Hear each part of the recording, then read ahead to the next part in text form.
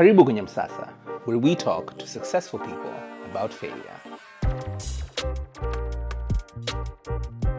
Mike, what's up? So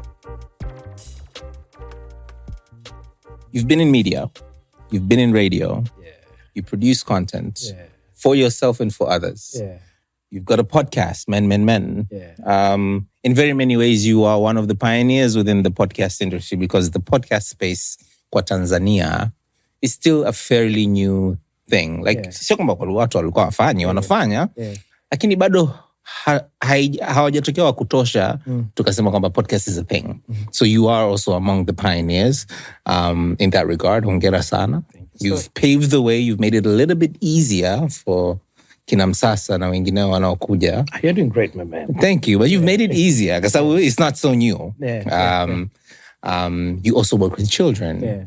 So people like you are very interesting because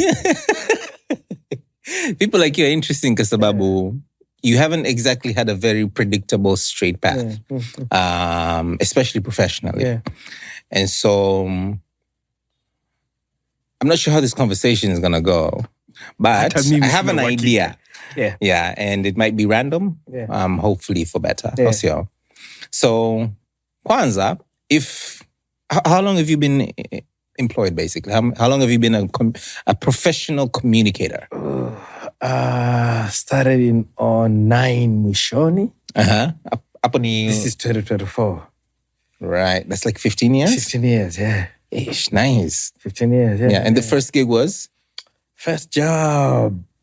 Mshahara wangu wa kwanza nilipwa na East Africa TV Radio Limited. Nice. December 09. That's what December 09. I remember even how much I got. Yeah? Na nilikuwa nakumbuka nilichoenda kuifanyia. It was towards the end of the year. Hey, man. It was December. I was young. Nice. December. It is what it is. Afu East Africa walikuwa na tabia ya kuchukua watu kabla hujamaliza chuo. Ulikuwa ushamaliza chuo? Yeah, mimi nilikuwa nimemaliza chuo. Okay. Yeah, mimi nilikuwa nimemaliza chuo. But then, the good thing, so it's the tech that mwaka ambao nilianza mimi ATV, at the same year ambao nimemaliza college, and then wakati niko college na malizia wakawa wametangaza. So me, Seba. Yeah. Somebody who de Okitama, this girl Minali. Yes. Dada moja inaitwa Lotus alikuwa anafanya Nirvana. Je, unajua kuongea? Yes. Una mvuto. Una nini? Yes. Ilikuwa tangazo hilo. Nikawa na gauge kama should I not go. And then mzee wangu was like, look man, you're here, usiku kama una kazi anyways. So go give it a shot. Ikishindikana come back home. And then so that is how I got that job. Okay. Yeah. Then. Okay. Yeah. Kwani chuo ulikuwa unasoma nini? Chuo nilisomea mass communication. Okay. Nika specialize on TV and radio production. But I never wanted to do that. You didn't want to do it? Never at all. Hayo maamuzi uliyapata baada ya kumaliza kusoma, wakati unasoma kuona kabisa So I, like any other kid kwanza nilivyokuwa mdogo nitakuwa padri.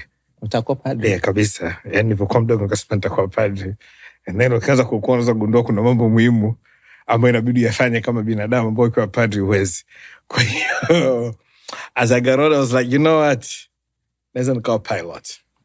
Primary nimefanya math vizuri kabisa. Form 1 mathematics ilikuwa problem. Form 2 nikakutana na log and all these other things. I was like, maybe math is not for me. So nikasema, you know what, nitakuja kufanya sheria. So nikamaliza O-level vizuri kabisa. Nikaenda A-level michezo ikawa mingi sana kuliko kusoma. Right? According matokeo yangu yalivyotoka form 6 haikuwa mazuri sana ya kunifanya nisome sheria. So I remember this, wakati mzee wangu alikuwa anafanya kazi Mwanza by then. So I remember siku tumekaa nyumbani tunapiga story kama mita rafiki yake mmoja alikuwa ni lecturer pale Mzumbe. Nikamwambia I want to do law. Akaambia look, you can. Yeah. Lakini inabidi uanze na certificate. Yeah. Certificate of diploma. Yeah. I was like, why not? Yani watu niliomaliza nao naingia moja kwa moja kwenye degree, mimi na certificate na nini. I was like, no, I'm not gonna do it. Yeah. So mzee akaambia, okay, unafanya nini? Nikamwambia nataka kwenda nje kusoma. Mzee akaambia nataka kwenda nje kusoma. Nataka kwenda kusoma nini? Mzee nataka kwenda kusoma IT. Kama Michael we na IT. Kama no. Taka nenda Finland IT. Au niende Ukraine. Nikasome sheria. Na that's the time zako kundo mtoto na data. Ukraine? Kwa nini Ukraine? I don't know. Okay. Kulikuwa kuna opportunity ya kwenda, ilikuwa ni rahisi kwenda if I wanted to go back. Okay. Probably by now with everything that's going on I would have been money. Yeah. So akanambia okay, in the meantime nikan me apply St. Augustine University. Okay. And katika course kulikuwa kuna mass communication, kulikuwa kuna bachelor of BBA, business administration. Yeah. And I was like, I'm not going to do business administration. So the only thing that's sensible ambayo ningeweza kuomba ilikuwa ni mass communication. Yeah. So wakati napambana na mzee niende nisiende na nini, matokeo yametoka nikan nimechaguliwa kwenda kusoma mass communication. Yeah. So mzee akaniambia, look, this is what we're going to do. Kasome degree yako hapa. Ukimaliza na kama bado uko unataka kwenda kusoma masters nje, I'll try to make it happen for you. Okay. I was like, what, 3 years? I can do that. Yeah. Haina neno mzee. Yeah. So wakati nenda kusoma St. Augustine Mass Communication, that's the first time nasikia kuhusu masscom. Okay. First time kabisa. Na nivenda pale, did my research, nikasema okay, nitaingia pale, nitasoma public relations, nita-opt kwenye public relations. Nitamaliza chuo, worst case scenario naweza kwenda kwa PRO kama Geita Gold Mine, TANESCO, wapi. Yani, I had a path. I'm like, this is, what else am I going to do, right? But then, nikaingia chuo, so kulikuwa kuna radio chuo pale, inaitwa Radio South. Yeah. And I remember this day, nilikuwa nimekaa nje tunapiga story na watu, and then nikaanza kuongea kuhusu music, starting about Jay-Z, AY, FA. And I was so into it. Kuna jamaa mmoja anaitwa Selemani Msumi. Msumi right now sasa hivi nadhani ni DC wa Arusha mjini au mkurugenzi. I'm not sure one of those. But mimi niko first year, Msumi alikuwa third year. So Msumi alikuwa anafanya kipindi pale redioni, kipindi cha entertainment. So akanisikia akaniambia, you know what? Come. Enjoy redioni. I was like, to do what? I mean, no, just come through and then we'll talk. So tumeingia mle ndani and then we just started talking about music, na nini, and then messages naingia kwamba, oh wow, it's good. We like, who's this guy? Na nini. So nimetoka hapa kutana na wanafunzi wa chuo na kwamba, oh, that was good. Na nini. So I thought it was, hey, that was okay. Yeah, it makes sense. I can actually do it. But then what I didn't know, kulikuwa kuna process kabla ya kupeleka onea kwenye radio ya chuo. I had no idea. Mimi nilikuwa dragged to kwamba njoo. So on Sunday, tulikuwa tunaita postmortem session where you just sit and you talked about everything. Because babu ni radio ya chuo. Na kwa hiyo sio tu haielimishi tu, lakini pia nafundisha wanafunzi. Kwa every Sunday kuna postmortem session ambao mnakaa mnaongea, you discuss vipindi vilivyopita throughout the week, mistakes that we have made na nini, and then you plan for wiki inayofuata. It's a must to attend. Okay. Mimi kwa kuwa nilikuwa sijui, baada hapo nikaendelea na maisha yangu. Yeah. So director, rafiki yangu sana, mkurugenzi Doto Buletu akaingia pale, akasema, Michael Baruti ndio nani? Na mtafuta sionekani. Akasema, sitaki kumwona redioni kwangu, wala sitaki kumsikia. Nani anadhani yeye ana audacity kuja tu na kuingia onea? Akamwambia bati aliletwa na watu hatutaki, na hata aliyemleta amekosea sana. So mimi niko huko naishi na kukutana na watu, aisee unatafuta vibaya, na mlapa, what did I do? So kabini nenda kumtafuta jamaa. Nikamwambia mzee, mimi ndo Michael Baruti. Anambia, kumbe it's you. I'm like, yeah, it's me. Wewe ndo ungia redioni. Sasa mbona kufuata procedure? I'm like, what procedure? Kama no, you have to come, ufanye kwenye postmortem na nini. I was like, all right, cool. So nikaenda the following week. Nimeendia the following week, nikaambia, okay, kabla hujaenda, first you have to go and do news writing. Na news reporting. I was like, aha, do I want to do this? Is it worth it? But then again, ukifanya hivyo, that's when utapeleka onea. Yeah. So the pull for me to be on air, ilikuwa ni kubwa zaidi kuliko uvivu kwanza kusema nikatafuti news. Yeah. So I was like, you know what? You had to pay. Well, yeah, it's the price you have to pay. So basi, nikaenda pale, nikaanza, this is first year. Yeah. So nikaenda natafuta news, naleta pale, naandika, zinasomwa, news zenyewe zingine zinachanwa, sio nzuri, na nini, it's part of growth.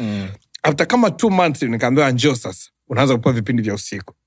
But then, nilikuwa nikiingia, nikawasha feda, nikaanza kutangaza. I felt so good. I was like, maybe this is what I should do.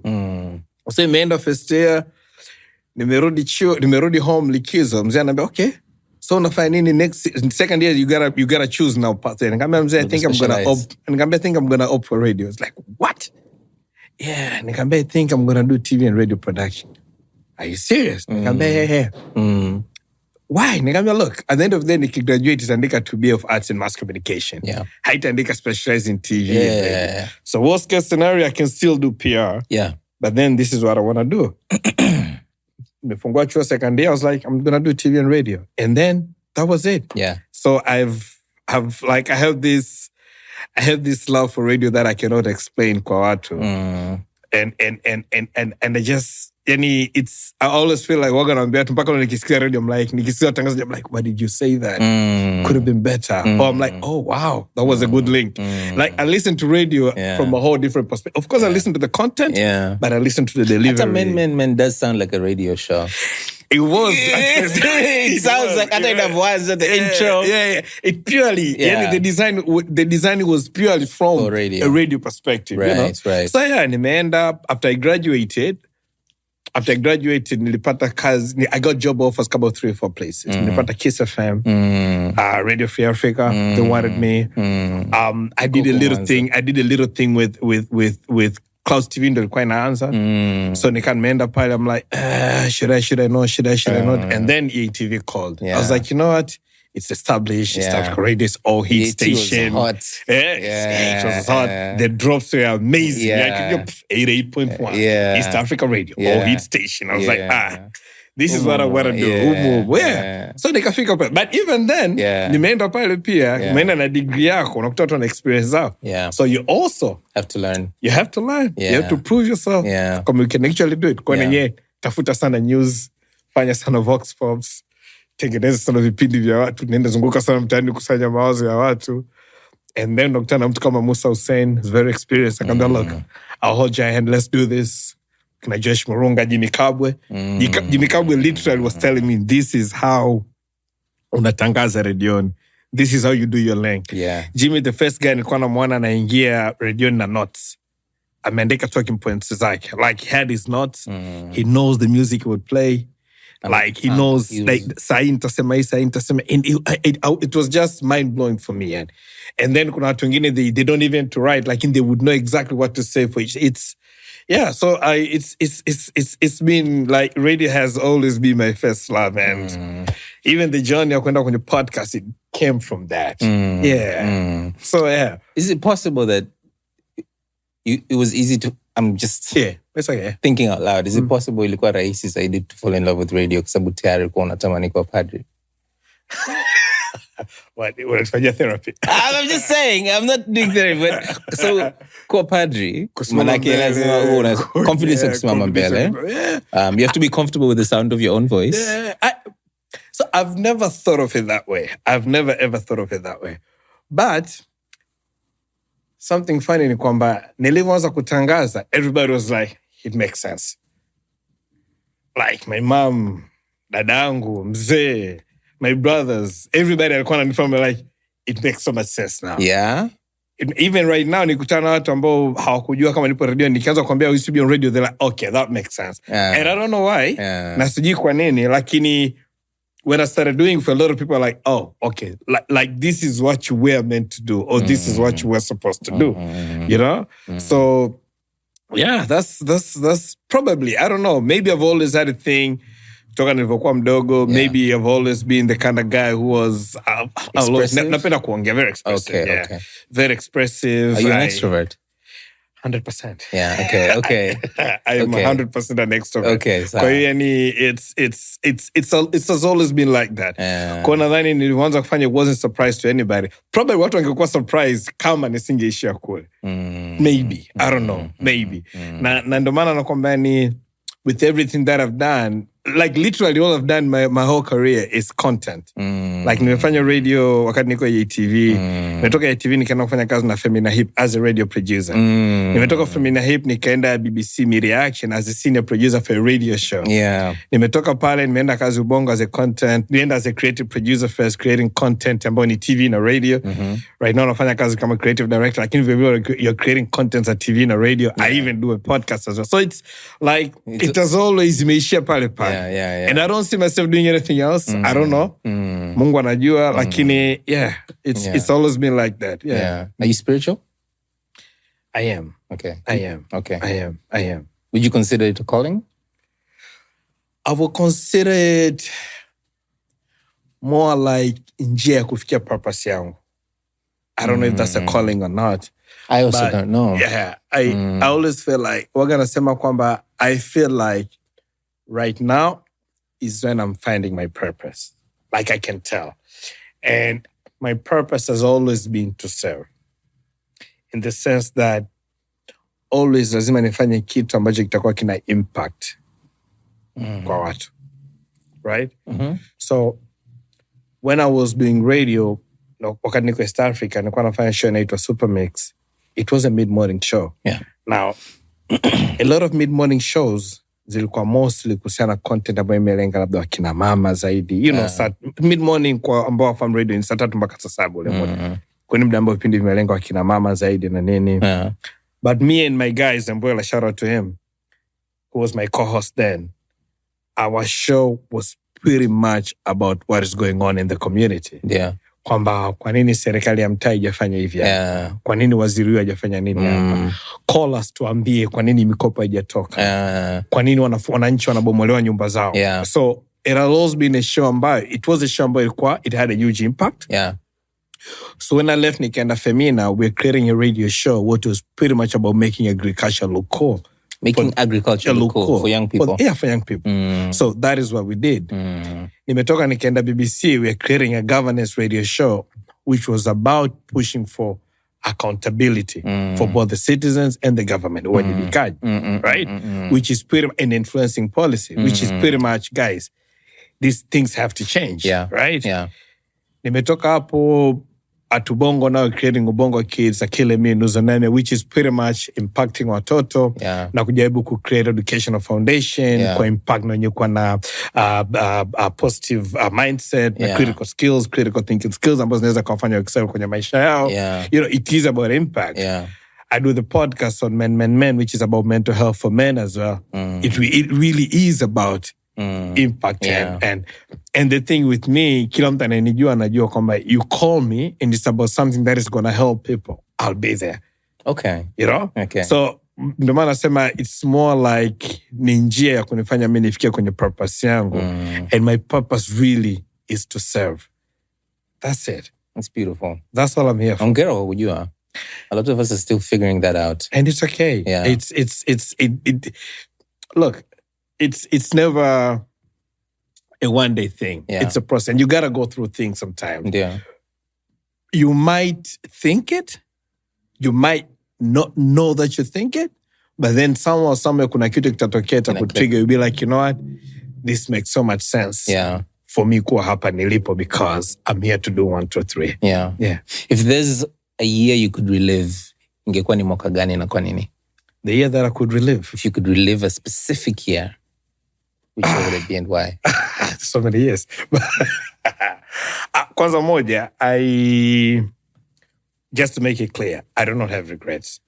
Okay. Kwa kwanzia. Okay. I believe kila kitu kimetokea for a reason. Okay. Na kila kitu kimetokea ili niishie kuwa hapa nilipo. Okay. You know, like me and you talking here, it's because kuna vitu vimetokea. Vibidi vitokea mpaka viko now. Yeah. Inaweza kuwa ni vitu ambavyo sikufurahia. Yeah. You know, inaweza kuwa ni vitu ambavyo nilifurahia. Yeah. But there was a reason why vilitokea kuja kufikia, right? But if there was a year that I will, ningesema ni relive, I would think maybe the year 2010.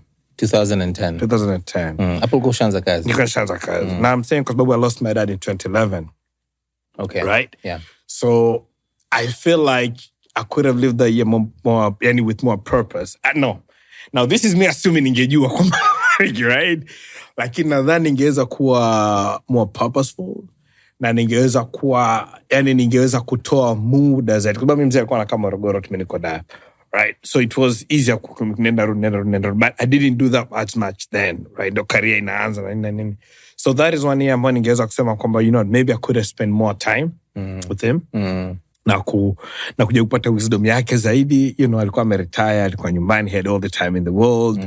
So if there's one year I could live, that would be that year. Yeah. The year 2010. I feel like kuna vitu sana ambavyo I missed out kwa sababu I was so absorbed with what was happening with yani ndani ya maisha yangu at that time. Na sikuweza to take a step back na kwanza ku appreciate the people around me more. You know, and here nikiongelea specifically kuhusiana mzee Baruti mwenyewe. Yeah, so that is one year I've never thought about, by the way. Vuniambia hapa ndio it hit me kwamba yani, yeah, maybe that is one year ambavyo yani if I could, and I hope I would have done better. But in terms of being grateful, the year that I could have lived would be 2014. 2014. I got married that year. Yeah, nice. I got married that year to an amazing woman, mother of my kids. It had its challenges, weddings. Yeah. Weddings. Yeah. They come with a lot of things here and there, hapa na pale na nini. Yeah. But the ending was just, because I got married in November. So it was the end of the year. So the end of the year was just, I was like, this is it. Yeah. Yani, ulifunga mwaka vizuri. Ulifunga mwaka vizuri. Na kila mwaka unafunga mwaka vizuri. Kila mwaka nafunga mwaka vizuri. Yes. Shukuriwe Mungu. For 10 years now. 10 years now. This is our 10th year. Yeah. We started dating in 2006. Yeah. Usually we're talking like, we've known each other for 18 years. Yeah. 18 years. Yeah. Sana. Yeah, thanks, man. That's God. Mungu tu. Yeah. Yeah, Mungu tu. Yeah. So, as somebody who is able to communicate the way you communicate, professionally and professionally, like literally umesomea na umeifanyia kazi. When the idea came to do a podcast, why mental health? Like, why was that the topic that you chose? But you know what? This is something that I think we should have more conversations about. Because it could have been anything else. It could have been. I could have been doing a hip-hop show. I love hip-hop. Hip-hop. Sindio? Yani? Could have been. Could have been dissecting Jay-Z lines. Sindio? Per episode. Sindio? Right. Like you had the power to choose. Yeah. Why mental health? Karibu kwenye Msasa, where we talk to successful people about failure. So I went through my own personal struggles.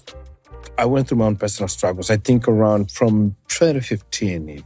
Right? I was in a roller coaster. And after that, I had to go to therapy. Okay. Right?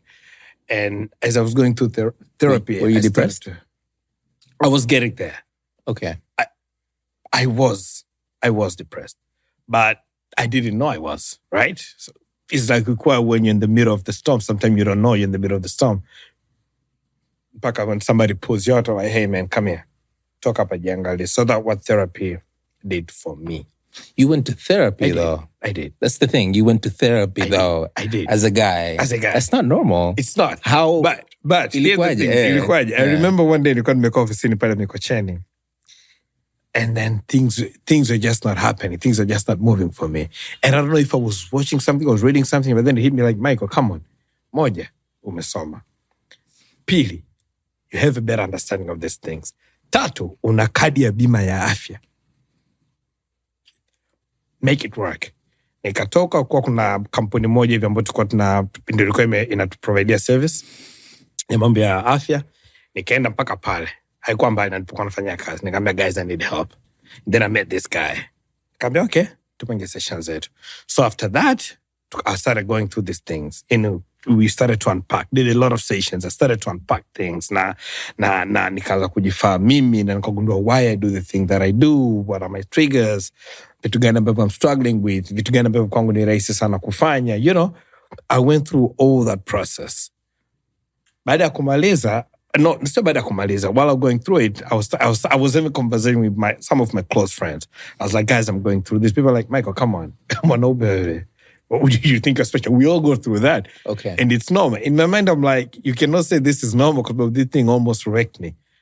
Unasemaje ni normal, you know?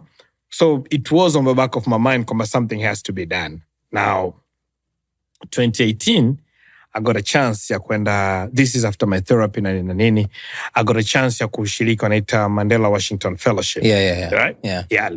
So I went to, nipeleka US. So, Philly. Tumefika pale, I met a lot of people from other sub-Saharan countries from sub-Saharan Africa. Yeah. And then, nikakutana na watu ambao they're pretty much activists on mental health.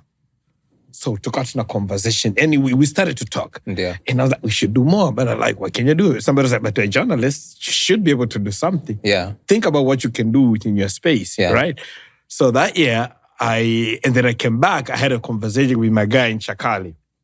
And it's like, maybe, as we were talking, it's like, he's my dude, kabisa. Maybe we should do a podcast, or maybe we can start a podcast around mental health for men. I was like, you know what? Yeah. So me and him, we started bouncing off idea. Maybe we should not. But then we all got caught up. So still towards the year 2018, that's when I figured out, Michael, come here, journal, this is what you can do. But then there was no push. Because Bob was thinking a lot of things. If you do it, then you got to be able to tell your story. Yeah. Do you want to put yourself out there? People are knowing you. People are knowing you for to being this kind of guy. Yeah. Tukitoka hapo to come to it's, and you got to think about a lot of things. So I was like, should I not? Yeah. So I tweeted towards the end of 2018, I wanted to do a podcast. You tweeted? I tweeted 2018, towards the end of the year, I wanted to do a podcast on mental health for men. This year, nimeshinda, but 2019, I'll make it happen. The responses that I got left me in shock. People are like, do it. We need it. It's needed. Guys go through a lot. Please do it. We'll support you. And I was amazed. I was like, oh, okay. Oh, wow. Kumbe it can actually be done. Afya ya akili. Afya ya akili. Lakini sio tu afya ya akili kwa mwanaume. Yeah. So after that, it took me a year just lazing around with the idea, and I wasn't doing anything. And then I think sometimes in October, I was like, you know what? If I put out one episode, because I love consistency and I hate failing, especially nikianza kitu, like siachiki vitu kati. I'm like, nikianza moja, najua it will push me to do more. So November 2019, I dropped the first episode. Men imeanza 2019? 2019 November. Okay. That's when we did the first episode. This is 2024. We've done 94 episodes. Oof. So it's been that journey. When I started, and for me, it was more like, because when I started nilikuwa nafanya kazi BBC, it was more like studios zipo. Yeah. On Sundays, ziko free. Yeah. You can come and record on Sunday. Yeah. You can edit. Yeah. It's only audio. Yeah. I called my guy MX. I'm like, yo, I want to put this out. How do I do it? I come and okay, this is what we're going to do. 1, 2, 3. Just send it to me. Yeah. But I come back, okay, we need artwork. Yeah. So I called my guy, and it was Shady. I'm a Shady. You're a graphic guy. Yeah. Give me some graphics or whatever. But I was like, okay, Michael, you need to have drops. So I called my guy, and it was X. I'm like, X. Not this X, another X. I like X. I need drops. Yeah. I used to work with him. Akaambia poa. Kina X wako vizuri. Vibaya mno. Najua kama wanne hivi. Hamna hata mmoja ambaye amenifelisha.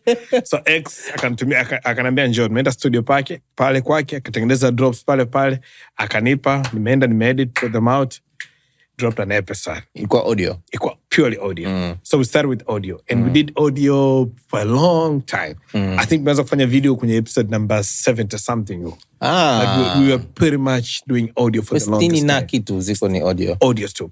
So then after that, it started growing, and then people started calling like, yo, let's come and talk about this. Get this somebody to come and speak about this. Yeah. And honestly, when I started, I had no idea kuna issue nyingi. I had no idea tungefika episode number 94. Yeah. But the more you do it, the more you realize kwamba the little things ambavyo nadhani sio muhimu, they're actually very important. Yeah. So, and it's the little thing that, or the thing that we think are so little that we don't want to talk about, are the things that are affecting people the most. So find a way to amplify them, put them out there, and have conversations about it. Michael, tell me about those little things. I think we take for granted as men. Yeah. I think we take for granted things like family time. It's all about talk at hela. Hata washikaji tukiambia wewe piga hela tu. Yeah. Real washikaji tukiambia go home, man. Spend time with your kids. Yeah. So we take for granted those kind of things. Zingine tu wanawake watakwambia katafuta hela. It's true. Yeah. But they're very selfish. Kwa ukipata hela utatumia kwao. Yeah. They're very selfish. Yeah. It's human nature. We all are. That's smart. We got this shit figured out. So things like those, kwamba tafuta hela, chana familia, watoto watakuwa. It's come on, man. Vitu kama wanaume tunaambiana kwamba yule demu wetembea naye. I'm like, but you have to. You have a family. Why are you doing this? Or things like finances. We tend to never worry too much kwamba kesho itakuja, tuwe tuishi tu leo. So those are the little things ambavyo we take for granted, lakini unakuja kuwa na impact kubwa sana kwetu.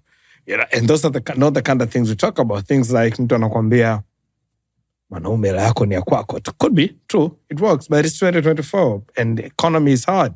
Is the way for you and your partner to have conversation about finances and find a way to make it work. So those are the kind of things like addictions. Tunalaumu sana mateja, and we think huo ndio addiction pekee iliyopo, lakini kuna sex addictions, alcohol, social media, substance abuse, and all those kind of things.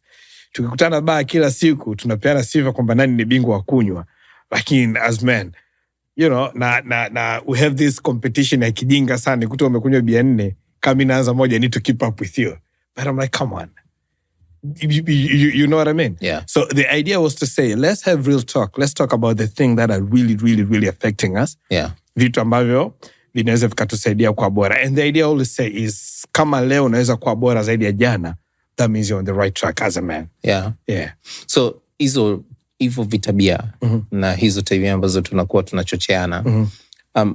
At what point does it tie back to mental health?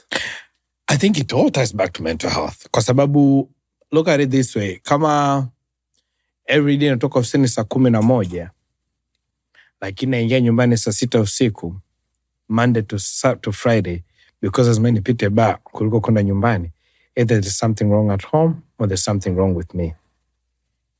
Either I'm avoiding something, au kuna kitu kabisa sitaki kuonana nacho. It ties down to mental health. What is it? You're avoiding. If every day salary yangu ikiingia tarehe 26 au tarehe 24, tarehe 23, wherever unavyolipwa, ikifika tarehe 30 sina kitu, naanza kupiga simu tena kutafuta mikopo kwa watu kuishi, there's something wrong with me. You know what I mean? Yeah. It ties down to mental health. Actually, waga nasema kwamba as a nation, kama tukiweza kuaddress mental health, especially kwa wanaume, probably to solve half of the problems that we have as a nation. Things like gender-based violence. Ukatili wa kijinsia. Ambao mara nyingi wanaume ndio tunasababisha. Mara nyingi, sio mara zote, mara nyingi. Vitu kama reckless behaviors, you know, sexual transmitted diseases.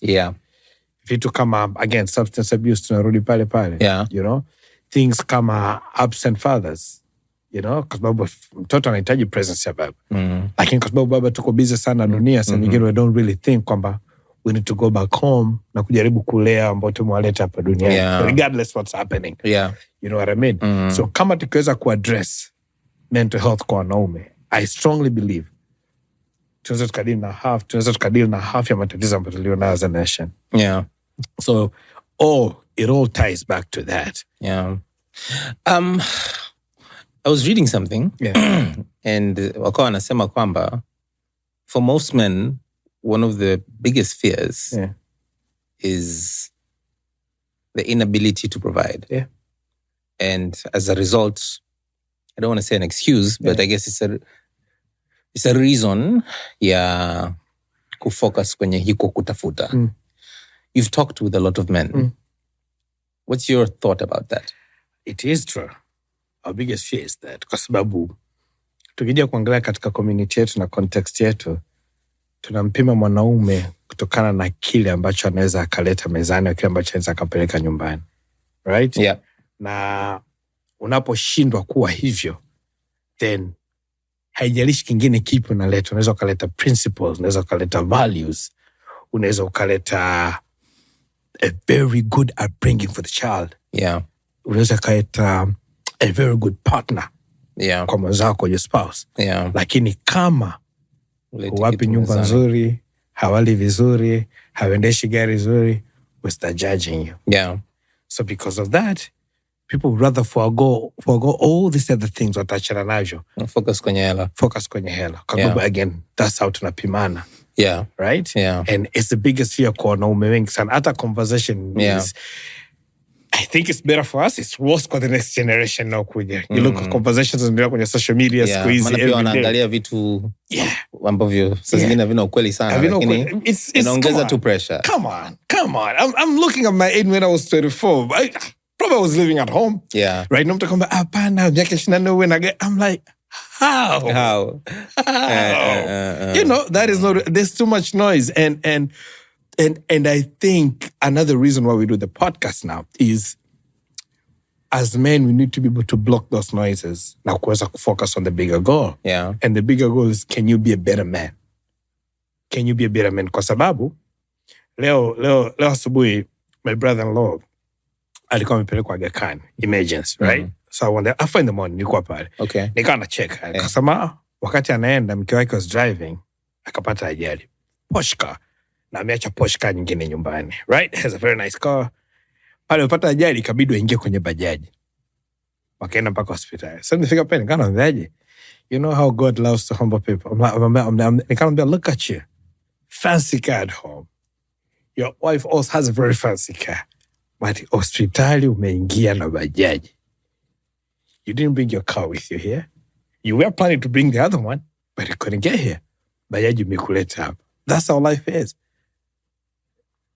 You know what I mean? Kwa hiyo, we have to be able to focus on the bigger picture, kuona kwamba, who am I as a man? What do I bring to the table? It's good you have money. I'm not saying don't look for money, but can you do more? Can you be accountable? Can you be a good partner? Unaweza kuwa msikilizaji mzuri. Can you be there for your kids? Yeah. You know, can you still values to your kids? Can you be present? You know? It's good you do that na ukaweza kuprovide, but, you know, na saa nyingine kuprovide ni baraka. Yeah. We're not all blessed wote hatuwezi kuwa blessed kwa matajiri. Yeah. You know? So, as much as chasing money, what happens when you don't get it? Yeah. Because haina guarantee kwamba you're going to get it. Yeah. So what happens when you don't get it? Yeah. Should you feel less of a man?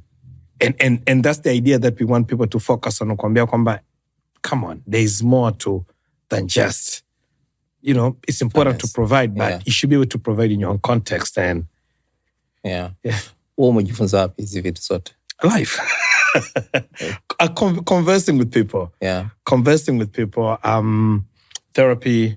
Yeah. It took a while, quite comfortable with who I am, what I am. Yeah. Talking to right people. There are so many people ambao they have so much knowledge. Yeah. Kuna watu ambao they're very confident with who they are. Yeah. Yani unajua kuna watu comfortable in their own skin. Very comfortable. Yeah. And then when you talk to those people, you might feel like, come on, I'm doing better than you. But how are you so comfortable and so... And then and you start having conversation with them. You realize, come on, oh, wow, there's more to life than all this, you know? Because it's for me, and I always say, Kombani, have a teachable mind. Have a teachable mind. Have a teachable mind. Yani, don't you ever think kwamba you know it all. Have a teachable mind. And an open heart. Jifunze kusikiliza. That's how you learn. That's how you learn. And that's how you get better. Yeah. Kuna watu mimi nikukutana, I don't say a word. All I do is listen. And they are full of wisdom. I'm like, oh, wow. Yeah. And you need to have those people around you. Yeah. Because Babu, come on, you think you're the smartest one around, and clearly there's something's off with your cycle. So so for me, it's all about it's been about listening, it's been about observing, talking to people. Yeah. Kuangalia, like, oh wow. Yeah. And then kuna people that I can have honest conversation with, like, yo man, I'm not doing so great. Yeah. I'm struggling with 1 and 2, and people are like, come on, Mike, it's not the end of the world. Yeah. We've been there. Yeah. This is that out. Yeah. So kuongea pia. Sana. Maana pia wanaume tuongea sana. Wanaume tuongea. Wanaume tunashindana tu kwenye ada za watoto, shule, magari mazuri. Yeah. How much money we have in the bank. Yeah. Na vitu kama hivyo. But we should be able to have some real conversation. Yeah. Yeah. Michael, what made you go to therapy? A lot. I think around things just... I think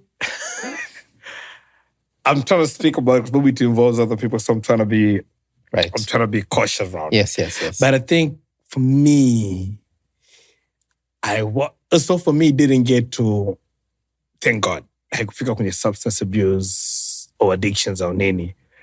It just got to a point where my mind was swamped to the point kwamba hata productivity yangu ikashuka. Like, productivity kazini na presence nyumbani. Okay. Right? Afu uko shower wakati wa. Uko shower, na presence nyumbani.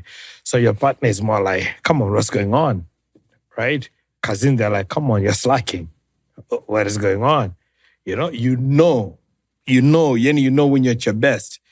Or even when you're not even on your best. Unajua yani ukiwa normal. Yeah, ukoje. And you know ukiwa normal, you've got shit covered. But then again, when things are not moving that way, clearly something is off. right? And I think for me, yalikuwa ni matokeo ya kubeba vitu for the longest time. Okay. And I'm more of and I'm more of a guy who would like, if I like you and you're my guy, I'll take bullets for you. Yeah. I'll do things for you. Yeah. You know? Yeah. And I think that took its toll. Betrayal? I would say a little bit of that, but also it was more of, why am I doing so much for other people? I don't know if it's betrayal or not, but I don't feel like they're doing much for you. Me. Yeah. You know? Yeah. It in a nutshell. Yeah. It was more on that context. You know, and I was like, but my intention is good. Yeah. How are you not getting my intention? Like the intent is good. I'm only doing it to make things right or whatever, but how are you not getting it? Yeah. You know? Yeah. So it was around that context. I'm waiting to find a customer, you know what? Get that shit together, man. Yeah. Go out, get some help. Get to the bottom of this. Ulijidaka mwenyewe? Au kuna mtu alikudaka? I remember I had a very long conversation with my brother. Sijui kama he remembers it. But kuna siku tulikuwa tumekaa sehemu tukaongea sana. And then he said something that really, really resonated with me. I'm like, usione watu wanaendesha magari yao wanapita hapa mjini. Everybody's going through some things. Yeah. So don't think you're the only one ambaye unapitia mambo. Yeah. Yani don't think you're special. Kwamba matatizo yako ni yako. Ni yako tu. No. Kwamba you're not that special. So whatever it is that you're going through, fix it. It can be fixed. Whatever it is that you're going through, it can be fixed. But it has to start with you. Yeah. Do you still do therapy? Karibu kwenye Msasa, where we talk to successful people about failure. Yeah, every now and then. Not on regular, but every now and then. And right now, let's tell people, man, if you want to do therapy, do it when everything is good. Yeah. You know, yeah. Na mshikaji wangu mmoja, yeah. Tulikuwa tunapiga story, siku si nyingi. Yeah. So yeye alianzaga therapy, lakini siku hizi bado anafanya tu therapy. Yani kama kwenye gharama zake za mwezi, za kimaisha, Smart man. ana kila kidogo ambayo atafanya at least session moja kwa mwezi. Smart man. Kupiga tu story na mazafani hivi. Yeah. Because what therapy does is, unakutana mtu ambaye kufahamu, so they don't judge you. They don't know you. They don't judge you. Kuna therapist wetu fulani hivi kwa vile wanabadilisha sura zao. Huyu ataongea kanisani huyu. But this is when you need to go to the professionals. Well, they're professionals wamesomea. Professionals kuna ethics kama daktari vile. Daktari kusema Elisha jana amekuja bwana amepima bwana. Hamna kitu pale. Come on. Yeah. Okay. Sawa. Michael, do you cry? When shit hit the fence. Yeah? Yeah. Does it come easily or is it just like... I'm a man. I'm a regular African man. It doesn't come easy. Yeah. When it happens, I think the last time that I cried is when I lost my mother-in-law. Your mother-in-law? My mother-in-law. That's special. Yeah. That's the last time. Malivana? Sana. Huyu tulikuwa tunakaa naye. Yeah, and she literally took care of my firstborn. So your bibi, na jukumu. Yeah. They had a very special bond. Na mimi tulielewana sana. And then also it hit me when I was at my lowest. Okay. Career-wise. In the sense. I always say, and I don't know if... Anyway, maybe I should talk about it. So between Jan mpaka March, year 2021, ni mwaka ambao I'll never forget in my life. Kwa nini? Ever. So my contract at BBC ended in December 2020. Yeah. And by then I was trying to figure out, do I want to go back to work? Or do I want to venture into my own thing? Right? Okay. So I was trying to figure it out. Yeah. And it was that time of COVID ilikuwa imetokea. Yeah. So in January, my mom got sick. Yeah, COVID. I was like, cool. Kenda kumwangalia mama. My brother kameenda Zambia kufanya kazi. Mama yuko Morogoro. Okay. Sasa si jobless siko mjini. What do you do? I go kumwangalia mama. Sawa. Kwa jobless na mama mwangalia. Sawa. Yeah. Right? So nikameenda kumwangalia mama Morogoro. My brother kameenda Zambia kikazi. Akapigwa COVID kule. Ile COVID ya ICU kabisa. So my mama anaumwa huko. my brother no more, and I'm stuck in the middle. So I'm like, I cannot go to Zambia because I cannot leave my mom. Yeah. But then... Nyimko ile two boys? No. Okay. Tuko wengi. Okay. It's 3 boys and 1 girl. Okay. So like kuna kakangu mkubwa, and then we anaifata, and then my sister. So like we're trying to figure out kwamba, okay, how do we go? What do we do? Yeah. Yeah. And my wife is asthmatic. Akapata COVID. Now my mother-in-law. So I'm all over the place, and I'm jobless at that time. Yeah. So I'm literally all over the place. And then so my little brother had to go to Zambia to look after my brother. Mimi nikatoka na mama, tukamekuja naye hapo when she got better, kwamba come stay at my sister so she can look after you. And then mimi nikasema, let me deal home na my wife and my mother-in-law. Wakati I'm applying for jobs. So because now I'm like, okay, you need a job. Yeah. So unfortunately, but fortunately, my brother made it, my mom made it, but my mother-in-law couldn't make it. Yeah. Now, this is the woman we were living together in my house for 5-6 years. Mm. You know? Yeah. But then I was like, okay, you gotta be strong, because your wife and siblings wake and then they're going through it right now. Yeah. You know? Yeah. And then tukaenda kuzeka Msoma. Yeah. That's where tulipotokea. So tukapambana, put everything in place na nini. I think the last day ambao tuko church pale, that's when I cried. Vibaya mno. Wakati tuko church before tujaenda kuzeka. I cried vibaya mno. And I think I cried for her. I was crying, thank God you brought my brother home. God, why did you take this woman? God, thank you. My mom is okay. God, I need a job. God, I need a job. It was like a whole lot of things in my mind, right? So after that, tumeenda tukazika. But then, here's the epiphany, I would say, or something that happened later. So tumemaliza kuzika, tumerudi, tukaenda kufanya misa ya shukrani. And this is what I say, kwamba I believe yule padre siku zile alikuja specifically kuongea na mimi. He says something that resonated with me so much, and I use it every day. Yeah. Akambia, look, guys, kama umesoma Bible, and I don't know if you read the Bible or if you're spiritual. Yes, I've read the Bible. You've read the Bible. Let's stick to that. Yeah. If you read the Bible, you know the story of Daniel. Yeah. Kwamba Daniel was thrown into the lion's den. Yeah. Huyo alikuwa amechaguliwa na Mungu. Right? Akatuambia, Jesus, Son of God. Yeah. Jesus prayed. Akamwambia Mungu, ikiwezekana hichi kikombe nisipitie. Mungu akapiga kimya. Yani Mungu akumjibu kabisa Jesus tujue. Right? Mm-hmm. It was like, so if it happened to these people, what makes you think so special kwamba it cannot happen to you? This is the Son of God. Daniel was God's favorite. Mtu wake kabisa. He was thrown into the lion's den. Yesu alisulubiwa kabisa akafa. So if it happened to these people, what makes you think it cannot happen to you? Akamwambia, sometime, but God has a plan.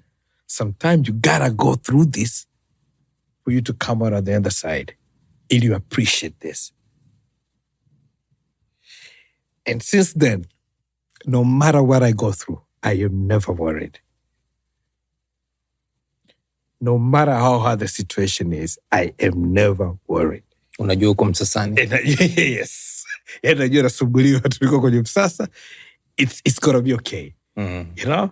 So and surprisingly so, after that, so now tumeshamaliza kuzika, tumerudi hapa tumetulia. That's when I got a job offer from Ubongo. They called me like, yo, hapo ulikuwa umeapply karibuni au umeapply sawa? Nilikuwa nimeapply, and then mambo yakaendelea sasa misiba na nini. And waga naambia tu probably ningekuwa employed dile 3 months ningepoteza kazi kwa sababu you cannot be kila siku unaomba kazi. I'm like, probably in the spiritual world, it was more like God was like, okay, let's give you a break so you can deal with these things. Yeah. Now when you're all good and settled, go back to work. I honestly believe that was God's plan. Amen. Kabisa. Yeah. Yeah. Okay. Oof. It wasn't meant to be heavy. Yeah. So, Michael, una watoto eh? Una watoto ngapi? 2 girls. 2 girls. Yeah. Wana umri gani? Gianna is 8. Brielle is 5. Gianna na Brielle. Yeah. Majina ya Kinyamwezi. Sasa Gianna ito Gianna Jacinta, Brielle ito Brielle Lucia. Kuna majina ya katikati ya kawaida. Sawa. Ya Kinyamwezi mama yao ndio kachagua. Yeah? Yeah. So, as someone who's relatively exposed, pre-exposed and exposed, and is constantly exposing themselves within the topic, mental health. Lakini also exposed to creating content kwa ajili ya watoto. Sindo mnachofanya Ubongo Kids. Na wewe ni mzazi na mlezi na una watoto. Unapambana vipi na changamoto za kulea mtoto sasa hivi kwenye this digital age where they have access to everything? Yani mi sina mtoto, lakini kuna namna fulani nikifikiriaga naona saa zingine yani inabidi ucheze kiakili sana, ukali au utoboe. Yani si getikali utoboe, kwa sababu getikali ana simu Wi-Fi nyumbani. Sindio? Yeah. Unapambana vipi na hizo changamoto kuhakikisha kwamba when you're there, but also especially when you're not there, mambo hayaharibiki? Kwanza, I think if there's any content that kids should watch, the content's of Ubongo. Not that I'm plugging them in, but I am. But because I think we create this content tukiwa tumemwangalia kabisa an African child. Okay. Kwamba changamoto zake, uhalisia wake, maisha yake, wazazi wake, walezi wake. We put all that into consideration before we create this content, right? So these are the content like I can bank on. Kwamba if your kids wakiangalia contents, whether it's a Killing Me, whether it's Ubongo Kid, whether it's on your show, they're good. Kabisa. But then we are not the only content creators in the world. Yeah. About the content za watoto, right? Yeah. And cartoons, right? So I by the way, it's hard, and you gotta be patient. And I think hamna kitu ambacho kimenifundisha kuwa na subira kama kuwa mzazi. Right? Moja, imenifanya appreciate wazazi wangu even more.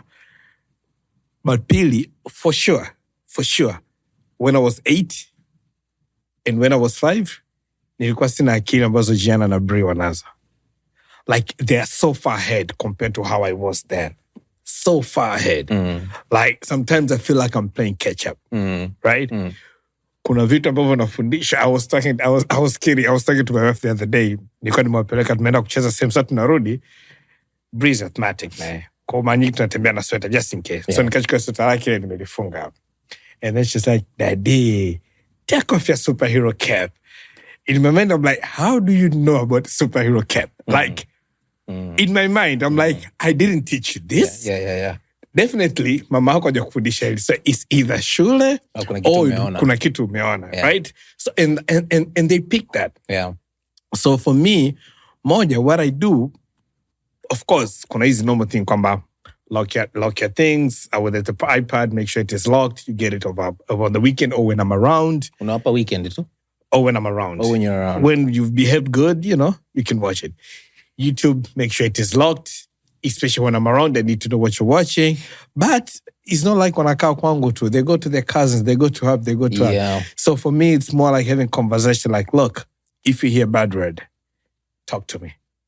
If you see 1, 2, 3, talk to me. You know the thing that you do, you're not supposed to watch. You know the thing that you're not supposed to talk about. You know these are the bad words that we don't say. Yeah. But let's have a conversation. And I try to have conversation. It takes your patience kwa sababu mimi na mkubwa waga tunakubaliana kwamba you don't lie to me, I don't punish you. Be honest with me always. Watu nikamwambia wanacheka, she's a girl, but kutafika muda atakudanganya. I'm like, okay, I know we're going to get there. I know. But then we'll cross that bridge when we get there. Yeah. For now, let's try to have conversation. Of course, kuna muda unakuwa mkali. But kuna muda you have to be a disciplinarian. Na lazima uelewe kwamba kazi yako kwanza ni kuwa baba. Yeah. You know, kazi yako ya kwanza ni kuwa mzazi. Kwa ku make sure kwamba wamenyoka, wapo kwenye straight line, mambo yanaenda. And then mama mengine anafuata. Kwa you try. Like you said, ukiwa mkali utoboy. Unaweza kuwa mkali nyumbani, akienda shule anajiachia vibaya mno. Unakuwa mkali kwako, akienda kwa kazi yake, akienda kwa bibi, akienda kwa nani huko, anajiachia vibaya mno. So what does that help? Anakuekitia nyumbani. And I don't want that. I don't want that for my kids. You know, I don't want that for my kids. Tumeona washikaji ambao walikuwa hivyo, that it not always may end up vizuri. So I'm like, let's try to have this much conversation. And I try to expose to, when it comes to content, expose our content as much as possible. You know, but personally, this is what pays the bill. You guys support being these charity business at home. You gotta watch what your dad creates. You know? But have conversation. And also, not only me, hata peers, au sehemu ambazo wanaenda mara nyingi pia tukikutana, we talk about what kids watch. Okay. You know, video games wanazocheza. So most of your friends are also parents? Most of my friends are also parents. Like, most of my kids hang with their cousins. Wanakaa around the same neighborhood wote. You know? So most of the parents ni kwamba we talk. I'm like, guys, come on. Huku nyumbani leo nimesikia hili neno limetoka wapi? Litakuwa ilianzia huku.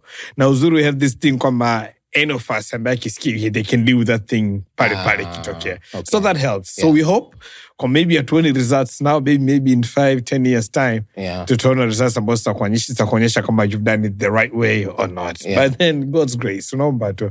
And also another thing that I try to do is try to kumfanya mjue Mungu zaidi, you know? Okay. Like, know the things. So at that age, unajua bwana, Mungu hapendi uongo. Mungu hapendi hivi, Mungu hapendi hivi, Mungu hapendi hivi. And you hope, hii ni dhambi. So you hope as they grow, they get to understand that more.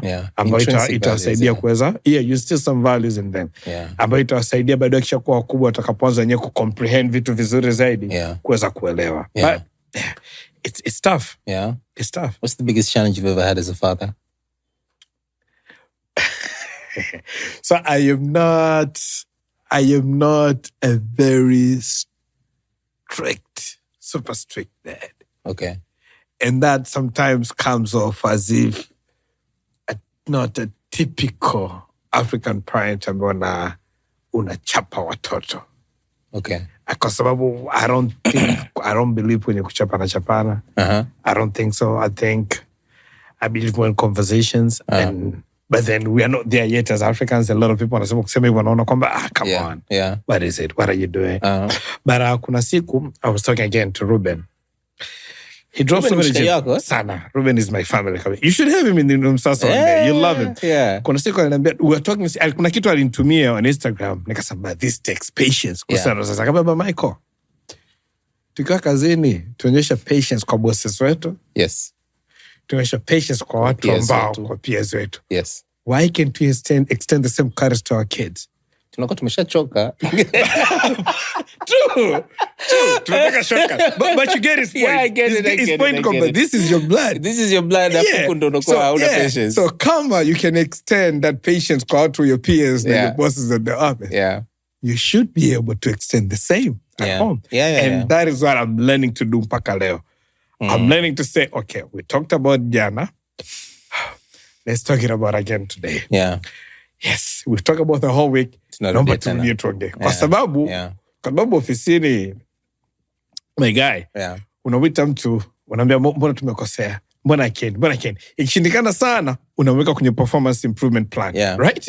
We do 6 months, 20. So, kama you can actually do that kwa mtu ofisini, why can't you do it? Why can't you do the same kwa mtoto wako nyumbani? That resonated so well with me, and it's something that I'm trying to do. It's hard. Lakini, let's see. Let's see. And you're a father and a husband. How big is the difference for you personally? I'm a cool dad. You're a cool dad. I'm a fun guy in the house. And many people, it's like stress. But I think it's not so. I think it's about knowing when to moja. I think it's about always, even for the kids, it's about always knowing mama alichosema na ambacho mimi ningesema. So don't think because mama amesema hivi, mimi nitasema a different world. Nope. Okay.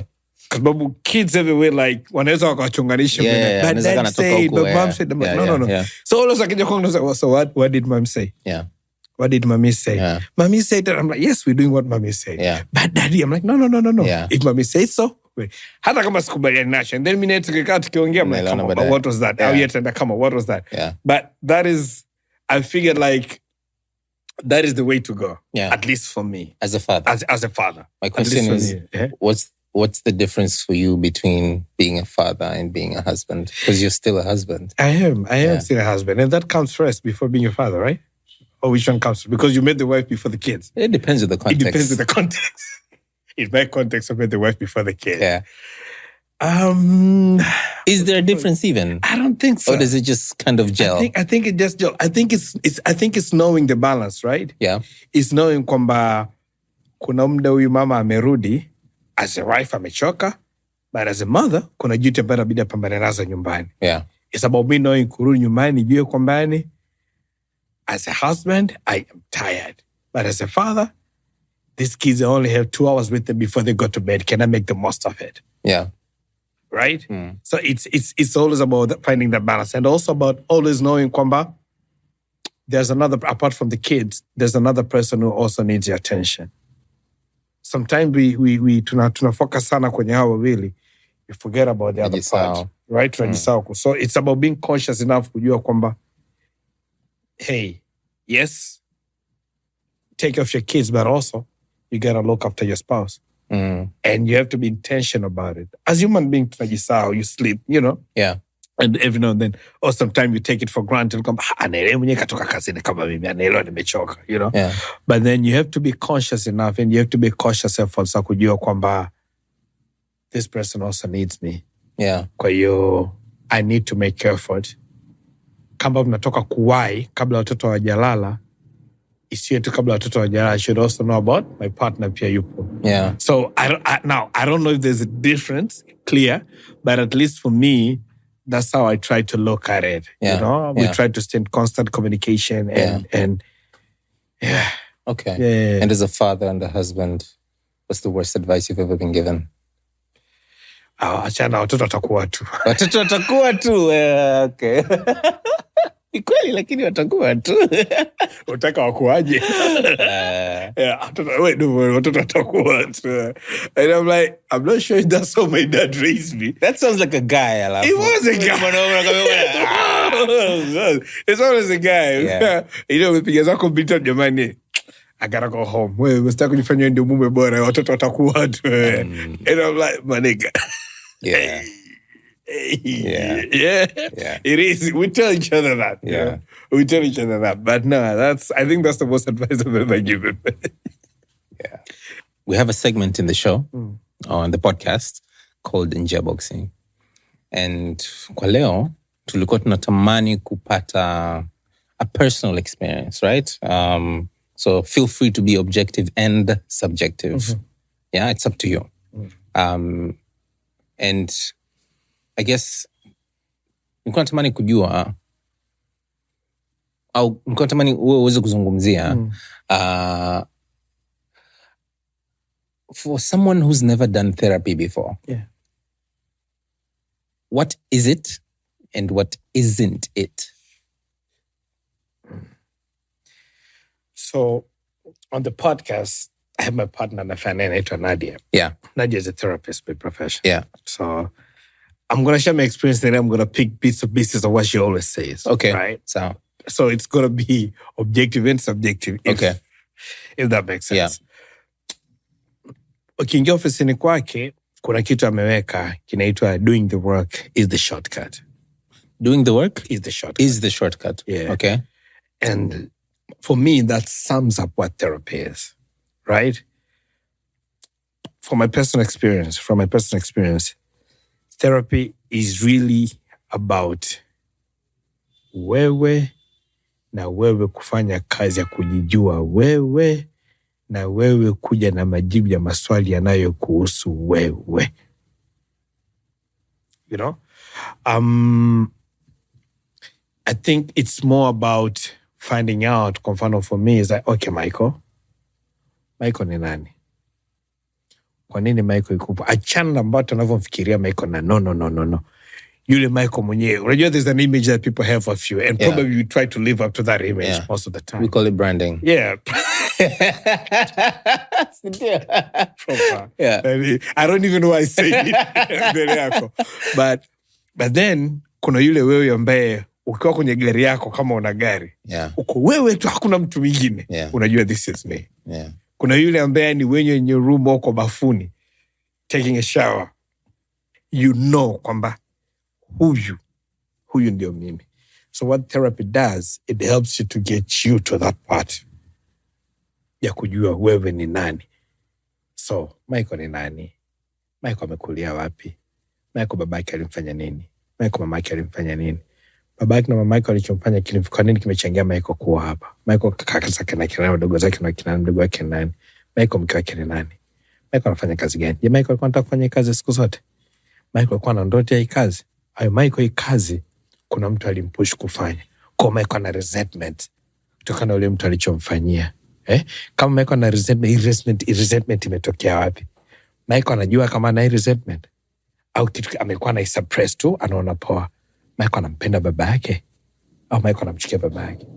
Au Michael anamchukia baba yake lakini hawezi kusema kwa sababu how can you say kwamba unamchukia baba yako? Au Michael anampenda baba yake? Ashakumwambia baba yake kwamba anampenda? Why? Kwa nini ngumu Michael kumwambia baba yake anampenda? Kwa nini ngumu Michael kuchukua simu kumwambia mama yake mama anakupenda? Kwa nini? Kwa nini Michael anakia so much kuhusiana na watu wanavyomwona yeye? Why should that matter? Watu wana impact gani kwake? What triggered Michael kufikia hapa? So what the therapy does to you, it gets you answers to those kind of questions. And I know we were talking wakati compare, kwa nasema kwamba have you ever met ambao ushakutana na mtu ambaye ukimgusa tu usiniguse bwana, kwenda kwa mkali? I'm not saying it's the case, but probably mtu alikuwa abusive kwa utotoni. So because of that hataki mtu amkaribie, na probably alikuwa abused na mtu ambaye yuko karibu yake. Like this person not going to deal with it kama wezi kwenda therapy na kuweza kuunpack. And for men, especially Tanzanian men, I don't know why nimepunguza sauti. Maybe because of the sensitivity. And I think for men, a lot of us Tanzanian men, tumekuwa na some sort of traumas. Tumepigwa sana na wazee wetu, tumepigwa sana na mama zetu, tumekuwa condemned sana, tumeambiwa sana vitu haviwezekani. Kuna vitu vimekuwa planted kichwani kwetu. Kuna watu wameona na single parent kwa kwamba baba zao ni wabaya kabisa. Kwa life amekuwa anamchukia baba yake. Baadaye anapokuwa mkubwa anagundua kumbe baba kwa sio mbaba. Then kwa mama ina maana mama alikuwa muongo. Baadaye unasemaje mama alikuwa muongo? This is the woman who raised me, she loved me. My mama was kwa muongo, lakini huu ni uongo. So what therapy does, it helps you to come to terms with that. It doesn't say forgive your mother or forgive your dad, but it makes you see things for what they are. And you kuwa free kufanya maamuzi yako. Therapy nakufanya useme kwamba okay, yes, mi babangu alikuwa mwanajeshi.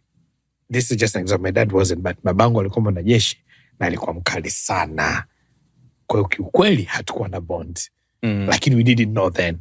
Tulijua that's the way ya kukua. Lakini now nimekuwa, there's the reason why I don't go home every weekend. Na my dad, yani mi nakaa Mbezi, mzee anakaa Kunduchi. There's the reason I don't go home every weekend. But there's the reason naenda ukweni nilikooa after every 2 weeks. They are warming, they are loving, wananikaribisha. Lakini kwetu siendi. There must be a reason. So what therapy does, inakusaidia kuunpack you a bit. And this is why I insist for a lot of people. Nilikuwa natoa mfano mmoja, kuna jamaa alikuwa ananiambia, anasema yeye ilimchukua kwenda therapy kugundua kwamba alivyokuwa mdogo kuna incident moja ilitokea alifanya ndugu yake. Ile yeye alitandikwa vibaya mno mpaka kuning'inizwa kichwa chini miguu juu. Na babake to the point akasema, wewe ni mzee wangu kweli? Alisema that thing has stuck with me for the longest time. Nikaja nimesuppress nikajua ina, lakini nilikuwa na resentment na mzee wangu vibaya mno.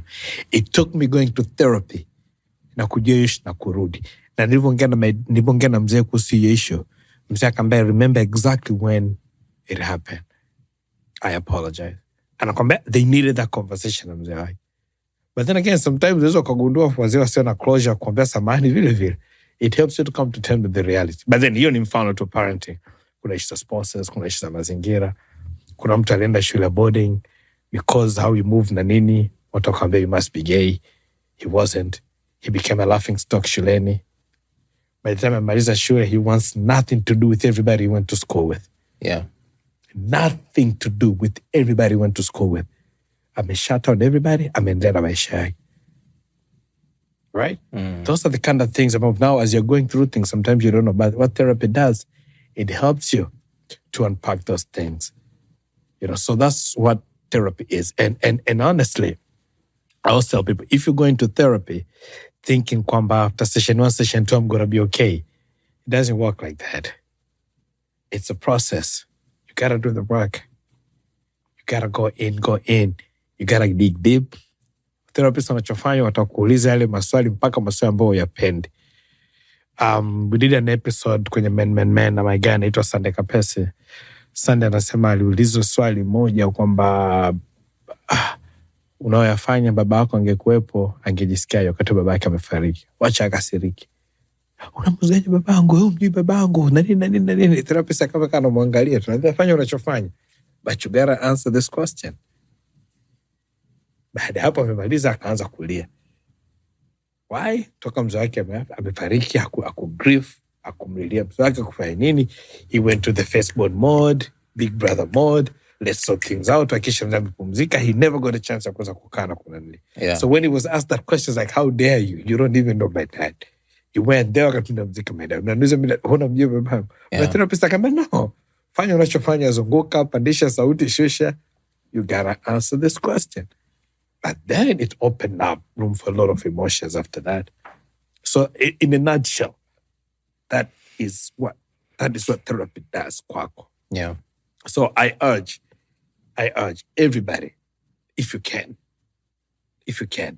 tuachane his notion kwamba ni mambo ya kizungu. I always say kwamba mambo ya kizungu tunaiga mengi tu. Mengine hata yana msingi. Tuige mazuri basi. Tuige basi. Tusichague, tusiselect sana. Kama tumeamua kuiga mambo ya kizungu, basi tuige hata yale ambayo tunaona ni beneficial. Yeah. Professionals hapo, Yeah. Let's seek help. Hapo watu ambao wanaweza wakakaa kuongea, wakakusaidia. Because I always feel like the biggest prize for a man is kuwa self-aware. Biggest prize or prize? Prize. The biggest prize for a man. Ni kuwa self-aware. Prize with a Z-E. Yeah, Z-E. Yeah, Z-E. Yeah. Yani kuwa self-aware. Yeah. Yani there's nothing that can top that. Personally, I feel it. Nothing that can top that. Yani once you become a very self-aware individual, yani kuna vitu vitakubother. Utakuwa very centered. Na utakuwa very, okay, it is what it is. So yeah, you should try. If you haven't. If you have, well and good. But you haven't. And like we said earlier, go. It doesn't have to be in crisis wakati unaenda. Yeah. It doesn't have to be. Yeah. And ukienda pale when you're good, like right now unaangalia Msasa, unasikiliza Msasa, and you feel like, you know what? I'm good. Let me just try it. Go. Don't do session 1. Do a couple of sessions. But when you're another therapist, wanasema after 4 or 5 sessions, that's when they wanaweza kugauge vitu vingi zaidi. So don't do it once, don't do it twice. Go. It helps. Poa. Yeah. Asante. Umenipa assignment. That wasn't the goal. No, somebody challenged me. Yeah. Somebody challenged me. I got Michael, call your mom. And out of nowhere, mwambie, I love you, mom. Yeah. Mwambie. Yeah. Call your dad kama yupo. Mwambie, call your brother. You know? Sijui kwa nini moyo unakuwa mzito kufanya hivyo, especially kwa wanaume. You don't even know why, but it's... Yeah. Culture. Yeah. Most likely. Yeah. Most likely. Yeah. But then as we're on the journey of unpacking things, these are the kind of things about we can look back and say, but why? Yeah. Why not? Why didn't I? Yeah. Why not? Yeah. Michael, thank you. No, thank you, my guy. Yeah. Asante. Karibu kwenye Msasa, where we talk to successful people about failure.